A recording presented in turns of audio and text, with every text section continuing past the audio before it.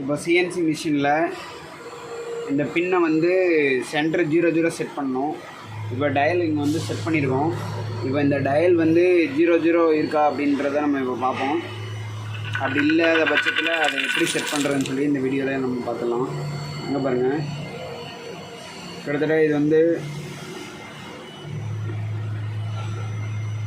ஒரு 0.1 வரைக்கும் டிஃப்ரென்ஸ் போகுது. இப்போது இதை எப்படி கரெக்ட் பண்ணுறதுன்னா,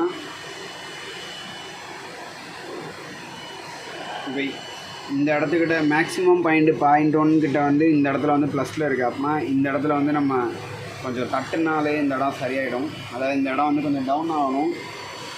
இப்போ இந்த இடத்த நம்ம தட்டுவோம்.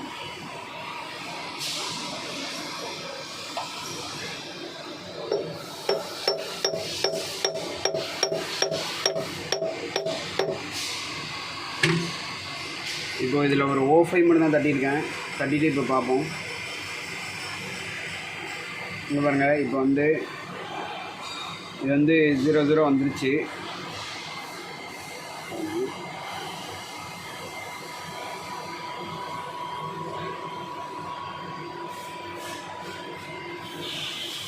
இப்போ நம்ம இந்த ஸ்க்ரூவை ஃபுல்லாக டைட் பண்ணிடலாம்.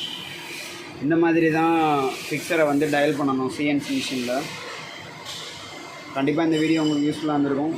இந்த மாதிரி நெக்ஸ்ட் வீடியோ கண்டினியூஸாக பார்க்குறதுக்கு நம்ம சேனலை சப்ஸ்கிரைப் பண்ணி வச்சுக்கோங்க. தேங்க்யூ.